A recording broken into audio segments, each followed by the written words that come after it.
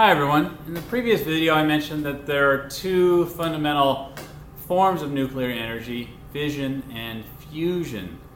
Fission occurs when we take a heavy nucleus and basically split it apart, and that's how nuclear reactors that are used today work. Usually it's uranium-235.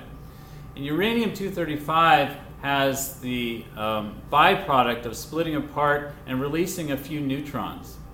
Those neutrons can then initiate a secondary reaction in the remaining U-235, which then spits out more neutrons, and this is what we call a chain reaction. And so in a nuclear reactor, you have to control this chain reaction.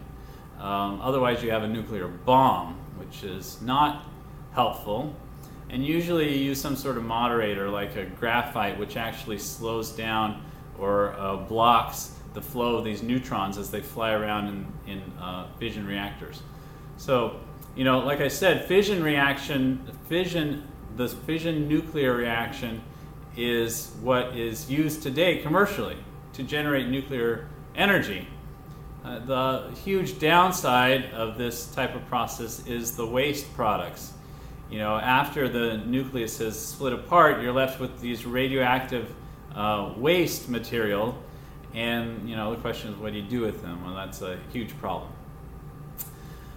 That begs the question, well, what about fusion, the other side of the equation? Can we somehow utilize nuclear fusion? And the interesting thing about nuclear fusion is that it's actually more effective than fission. It's about on the order of 4, 5, 6 times more energy per kilogram of fuel is generated by fusion than fission.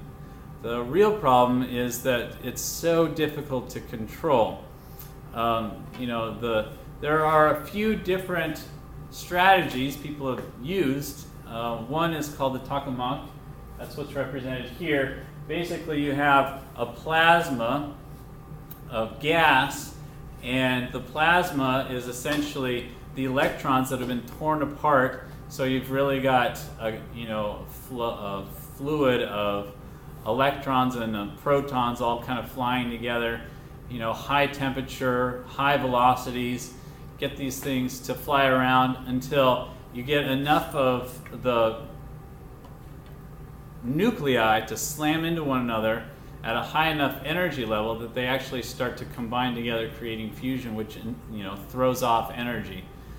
The problem is that the plasma itself is very unstable because of the electromagnetic interactions and the twisting, the braiding that occurs in the attractive currents of flow, that it's an engineering nightmare to actually get this to work. So you can generate a surplus energy using this. The problem is just maintaining it on an industrial scale for a long period of time, and that's an active area of research.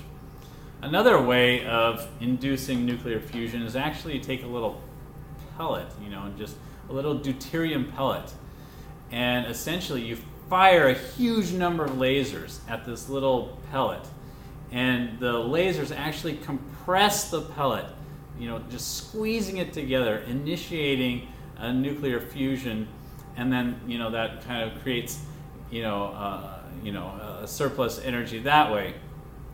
And that's actually a pretty interesting way of doing things. Again, it's very difficult from an engineering standpoint to get everything configured correctly. The nice thing about that is deuterium is, well, actually with both types of fusion, is that deuterium is very easy to find, because in every gallon of water there are a bunch of hydrogen atoms, and a certain percentage of those atoms, I don't remember the exact percentage, but it's on the order of 5% or something like that. 5% of those, maybe it's less than that, maybe 1%, of those hydrogen atoms are actually deuterium atoms.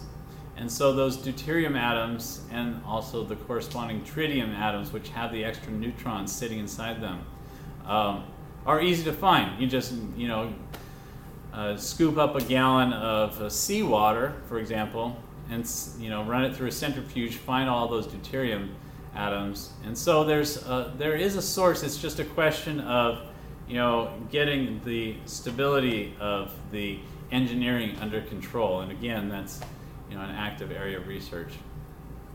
Of course, fusion is what controls the sun. And so the sun is just a big ball of hydrogen gas. And it is an uncontrolled chain reaction, effectively a huge nuclear bomb in the center of the solar system that is just feeding itself and is just constantly undergoing fusion. The hydrogen actually goes through a series of reactions creating helium, and essentially what happens is that's how the life cycle of a star goes, is that essentially you start with hydrogen gas.